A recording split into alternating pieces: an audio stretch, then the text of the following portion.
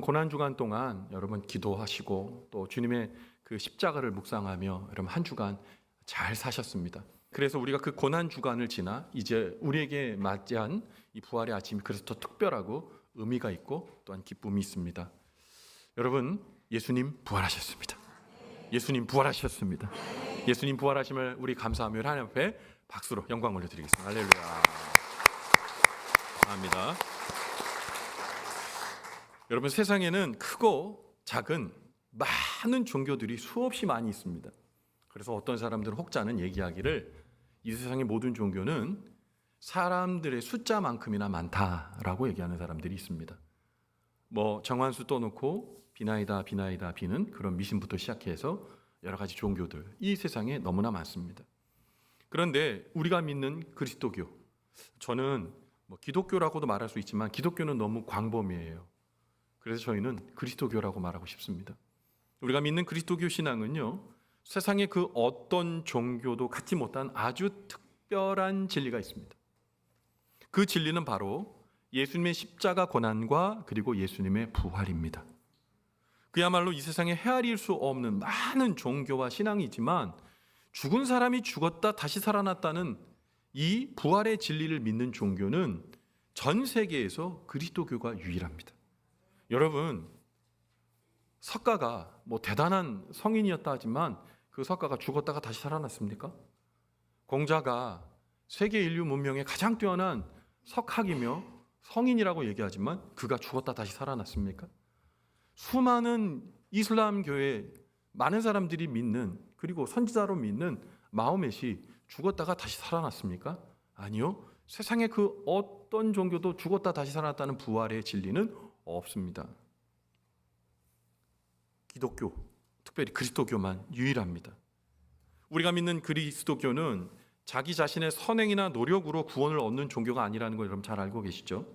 하나님께서는 우리를 구원하시기 위해 단 하나의 유일한 수단, 바로 예수님의 십자가 죽음으로 인해 하나님의 아들이신 예수님을 내어주시고 또 거기서 끝나지 않고 다시 부활하심으로써 우리 모두를 그의 보혈의 공로로 하나님의 친백성 삼아주시고 친자녀 삼아주셨습니다. 그래서 우리가 주님과 같이 주님이 부활하셨듯 우리도 부활의 아침에 영생을 얻게 되는 것이, 그리고 그것을 믿는 것이 바로 우리의 그리스도교 신앙입니다. 예수님의 구원은 예수님의 십자가 죽음으로 끝나는 것이 아니라 죄와 사망의 권세를 깨뜨리시고 예수님이 부활하심으로 완전히 완성된 겁니다. 또한 예수님의 부활은 만들어진 허황된 이야기나 전설이나 신화가 아니고 매우 현실적이며 역사적 사건입니다. 그러므로 예수 그리스도의 부활을 믿는 성도들에게 부활은 현실적인 생명 역사의 출발점이 되는 겁니다. 제가 목사된 그 직분을 감당하면서 유일하고 특별하게 제가 인도하는 게 있어요. 그건 장례입니다. 장례는 교회 목사 말고는 다른 분이 진행하면 안 됩니다. 그런데 그 장례 예식을 집례할 때 놀라운 것이 있어요. 장례의 그 시간은요, 눈물의 시간입니다. 이제 죽어 이 세상을 떠난 분들, 이제 다시는 볼 수 없다는 생각 때문에 모든 장례식이 눈물바다입니다. 떠나보낸 부모님을 생각할 때 눈물바다고, 만약에 자녀를 잃었다면 그것은 더 큰 눈물의 시간이죠. 그런데 장례를 지도할 때 예수 부활을 얘기하면 얼어붙었던 장례식장이 마치 겨울에 얼어붙었던 얼음이 녹는 것처럼 평안이 임하는 것을 보게 됩니다. 왜 그럴까요? 부활 때문입니다. 사람은 죽는 것은 현실적이고 실제적인 일이라고 생각하지만 부활은 머리에 떠올리지 못하는 경우가 많습니다. 여러분 기억하세요. 부활은 실제적 사건입니다. 우리 주님께서 그 역사의 한복판에 서셔서 죽으시고 부활하셔서 그 부활이 오늘 우리의 부활로, 예수를 믿는 우리의 부활로 되살아오는 겁니다. 그래서 바울은 예수님의 부활에 대해 매우 실제적이고 현실적인 이 부활은 분명한 사건이었음을 오늘 본문의 말씀인 고린도전서 15장 12절부터 13절 말씀을 통해 이렇게 말씀하세요. 그리스도께서 죽은 자 가운데서 다시 살아나셨다 전파되었거늘 너희 중에서 어떤 사람들은 어찌하여 죽은 자 가운데서 부활이 없다 하느냐? 만일 죽은 자의 부활이 없으면 그리스도도 다시 살아나지 못하셨으리라. 바울은 얘기합니다. 그리스도께서 죽은 자 가운데 다시 살아나셨다. 이게 복음입니다. 그런데 이 복음을 어디에 전했냐? 고린도 교회에 전했습니다. 그런데 고린도는 어디에 있냐? 그리스에 있습니다. 그리스는 헬라 철학, 그리스 철학 아시죠? 단단한 이성으로 세상을 관조하고 세상을 탐구하는 철학이 그리스의 철학입니다. 당시 그리스 철학이 만연해 있던 그리스 지역의 고린도 교회 성도들 중에 복음을 받아들였음에도 불구하고 오늘 사도 바울이 얘기하는 것처럼 이성적으로 납득되지 않은 부활의 진리에 대해 믿지 못하는 성도들이 많이 있었습니다. 그야말로 여러분, 사도 바울이 복음에 대해서 얘기할 때 뭐라고 얘기하냐? 헬라 사람들에게는 복음이 미련한 거라고 얘기했습니다. 이게 뭐냐? 헬라 사람들은 복음이 미련한 거, 바보 같은 짓이라고 얘기했다는 거예요. 이성적으로 납득되지 않는 거예요. 여러분, 예수의 부활이 여러분 실제적이고 과학적인 사건입니까? 예수님의 십자가 죽음이 정말 있었던 것입니까? 그리고 그 죽음이 왜 우리와 상관이 있습니까? 이게 어떤 연결과 논리적으로 이어짐이 있습니까? 이거 보면 납득하기 어려운 거예요. 제가 예전에 고등학교 때 우리 과학 선생님이 뭐라 그랬냐면, 여기 예수 믿는 사람들 손 들어봐, 학생들 손 들어봐, 손 들었습니다.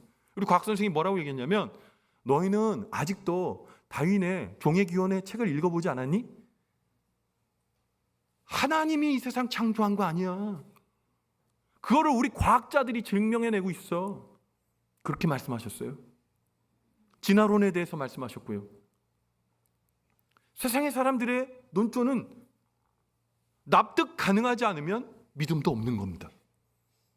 고린도의 성도도 마찬가지였어요. 부활이 납득 가능하지 않기 때문에 믿음도 없는 거죠. 복음의 진리가 헬라인에게는 이해할 수 없는 논리였습니다. 여러분, 당시 십자가 뭡니까? 수치스러운 죄인의 형틀 아닙니까? 이 죄인의 형틀이 너무 무서워서 로마 사람들에게는, 로마의 시민권을 가진 사람에게는 아무리 죽을 죄를 줘도 십자가형은 주지 않았습니다. 식민지 속주의 아주 흉악한 범죄인들에게만 십자가처형을 본보기로 했단 말이에요. 예전에 조선시대에도요, 본보기로 죽이는 거를 여러분 뭐라고 그러냐? 효시한다고 그럽니다. 목을 잘라서 성문에 거는 거예요. 그런데 예수 믿는 우리 믿음의 선조들도 목 잘려 성문에 달린 적이 수도 없이 많이 있었습니다. 본보기 삼는 거예요. 철저하게 죽이는 거예요. 자참하게 죽이는 거예요. 근데 그 십자가에서 아무런 힘도 한번 써보지 못하고 죽은 예수 그리스도, 연민의 정을 느낄 수 있겠지만 그 죽은 예수가 살아났다, 이것은 믿을 수 없는 진리였습니다. 그런데 그 부활을 누가 얘기하냐? 사도 바울이 얘기합니다. 사도 바울은 날 때부터 유대인이고 7일 만에 할례를 받았고, 유대인 중에 유대인이요, 헬라말, 그리스말을 자기 모국어처럼 얘기하는 사람이었고, 당대의 모든 철학과 모든 진리를 능통한 최고의 지식인이었습니다. 이성으로 따지면, 세상을 이성과 차가운 논리로 바라본다면 사도 바울을 능가하는 사람은 몇 명 없었을 겁니다. 그런데 그 사도 바울이 지금 부활을 얘기하고 있어요. 왜 그랬을까요? 다메섹에서 예수님을 만났거든요. 부활하신 예수님을 만났거든요. 그렇기 때문에 그의 지식과 이성이 와르르 무너져 내린 겁니다. 그런 사람 또 하나 있습니다. 도마입니다. 도마는 똑똑한 사람이었습니다. 도마는 예수님이 민중 지도자인 줄 알았습니다. 그리고 그를 따랐습니다. 그런데 예수께서 그의 나라, 유대 나라를 부강하게 만들고 로마의 식민지로부터 구해줄 줄 알았는데, 십자가에서 무력하게 힘도 못 쓰고 비참하게 창과 손에 못 박힘을 당하고 죽은 것을 보면서 제일 먼저 도망갔습니다. 모초에 은신하고 있었습니다. 왜냐하면 예수님과 그리고 그의 관계가 발견되면 그도 똑같은 벌을 받을까 봐 두려워 떨고 있었습니다. 내가 예수 잘못 믿었구나, 내가 예수 따라갔다 이제 망했구나 라고 생각하며 꽁꽁 숨어 있었습니다. 그런데 제자들이 얘기하는 겁니다. 같이 동고동락했던 제자들이 말합니다. 예수님 살아나셨대. 예수님이 우리께서 말씀하신 것처럼 예수 다 살아나셨대. 그런데 도마는 믿을 수가 없었습니다. 더욱 꽁꽁 숨었습니다. 근데 꽁꽁 숨어있는 도마를 주님께서 찾아가십니다. 그리고 주님이 그를 만나주십니다. 도마가 눈으로 보고 있는 것은 예수님인데, 예수님은 십자가에 죽었던 사람입니다. 그가 보았습니다. 예수님이 그 아이 앞에 있을 때 예수님께서 말씀하십니다. 도마야, 내가 여기 있다. 도마가 대답합니다. 만약 당신이 내가 하는 예수라면 당신의 손과 옆구리를 제가 만져봐도 되겠습니까? 그의 손을 만져보았습니다. 구멍이 뻥 뚫려 있는 손을 만났습니다. 그의 옆구리를 만져보았습니다. 가슴이 뻥 뚫린, 옆구리가 뻥 뚫린 그의 옆구리를 보게 되었습니다. 부활하신 예수님이 실로 살아나신 겁니다. 도마의 고백이 무엇이었습니까? 나의 주, 나의 하나님이요. 부활의 주님을 만나고 도마는 참 하나님의 사람 그리스도인이 되었습니다. 부활은 머리로 이해하는 것이 아닙니다. 부활은 믿음으로 바라보는 겁니다. 여러분, 그래서 이 사도 바울은 그 부활을 뭐라고 얘기합니까? 그리고 그 부활이 얼마나 진실한 것인지 오늘 고린도전서 15장 14절 15절에서 이렇게 말합니다. 그리스도께서 만일 다시 살아나지 못하셨으면 우리가 전파하는 것도 헛것이요 또 너희의 믿음도 헛것이며 또 우리가 하나님의 거짓 증인으로 발견되리니 우리가 하나님이 그리스도를 다시 살리셨다고 증언하였습니다. 만일 죽은 자가 다시 살아나는 일이 없으면 하나님이 그리스도를 다시 살리지 아니하셨으리라. 이 말씀은 무엇입니까? 바울이 전하는 말의 의미는 무엇입니까? 이 말씀을 함축적으로 요약한다면 예수 그리스도의 부활이 없다면 우리의 구원도 없고, 그리고 그것이 거짓말이라면 우리가 믿는 것도 다 헛것이고, 그리고 우리가 전파하는 모든 복음도 다 거짓말이고 나는 당신들 앞에 사기꾼입니다. 이렇게 말하는 겁니다. 만약에 부활이 없으면요, 저는 희대의 사기꾼입니다. 고개를 끄덕이면서 수긍을 하시네. 제가 사기꾼이라고. 아닙니다. 아닙니다. 복음은 진리고 저는 진리를 수호하고 진리를 전한 자입니다. 사도 바울은 그 얘기를 하고 싶은 거예요. 거짓말이 아니라는 거예요. 난 거짓말쟁이가 아니라는 거예요. 예수님 부활하셨다는 거예요. 그 부활이 우리의 부활이 되었다는 거예요. 고린도 성도들은 교회를 다녔습니다. 봉사도 했습니다. 열심히 헌금도 냈습니다. 그 누구보다도 교회를 사랑했습니다. 그런데 예수의 부활은 믿지 않는 사람들이 있었다는 겁니다. 여러분 찐빵 좋아하시죠? 찐빵에 앙꼬 없으면 드실 거예요? 저는 절대 한 입도 안 먹을 겁니다. 찐빵, 그 찐빵에 팥이 있고 앙꼬가 있으니까 맛있는 거예요. 그게 핵심이거든요. 교회를 나오고 우리가 신앙을 가졌다 하는데 부활이 없으면 여러분 앙꼬 없는 찐빵인 거예요. 여러분 주님께서 부활하셨어요. 그런데 이 분명한 진리를 그 당시에 많은 사람들이 믿질 않았고요. 그리고 이렇게 얘기했습니다. 예수가 무슨 부활을 해. 십자가 당할 때 잠깐 쇼크 때문에 기절했다가 죽지 않고 천신만고 그네 간신히 살아났다. 이렇게 얘기하는 사람이 있고, 어떤 분은 뭐라고 얘기합니까? 제자들이 예수님의 시신을 빼돌렸다는 거예요. 그래서 예수님이 부활했다고 거짓말한다는 겁니다. 여러분 생각해 보세요. 제자들이 용감한 사람들이었습니까? 베드로가 용감한 사람이었어요? 베드로 세 번 부인하고 예수님 욕하고 갈릴리로 도망간 사람들입니다. 제자들 12명 중에 한 사람도 용감한 사람이 없었어요. 근데 당대 최고의 군대, 로마 군대가 예수님의 시신을 지키고 그 무덤을 지키고 있었는데 제자들이 무슨 용기로요? 무슨 용기로 시신을 훔쳐갑니까? 말도 안 되는 얘기잖아요. 있지도 않는 신화를 이제 유포했다고 얘기합니다. 아닙니다. 여러분, 주님은 부활하셨습니다. 꾸며낸 얘기가 아닙니다. 여러분 이게 만약에 꾸며낸 얘기라면요, 벌써 탄로 났어야 됩니다. 여러분 많은 이단들 아시죠? 신천지니 뭐뭐니 머시기니 많이 있잖아요. 그런데 그 모든 그런 종교들이요, 몇 년 못 가서 그 거짓말이 다 탄로 납니다. 거짓말은 숨길 수가 없어요. 근데 예수님이 죽으시고 다시 부활하셨다는 말이 거짓말이었으면 벌써 탄로가 났겠죠. 그러나 주님의 부활이 진실이고 역사적 사건이기에 그 진리가 지금 여기에 우리 앞에 있는 줄 믿으시기 바랍니다. 여러분 기억하십시오. 예수님 부활하셨습니다. 예수님 부활하셨습니다. 그 예수님의 부활 신앙 우리에게 있어야 될 텐데요. 사도 바울이 그 부활 신앙을 갖고 있는 자들에게 마지막 권면을 하는 장면이 고린도전서 15장 58절의 말씀에 기록되어 있습니다. 고린도전서 15장 58절요. 우리 같이 한번 읽어볼까요? 시작.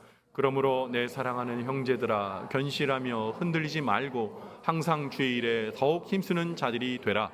이는 너희 수고가 주 안에서 헛되지 않음을 알미라. 아멘. 예수님의 제자들에게 사랑하는 형제들아 말하며 견실하며 흔들리지 말라는 거예요. 뭐에 흔들리지 말라는 겁니까? 부활신앙에 대해서 흔들리지 말라는 거예요.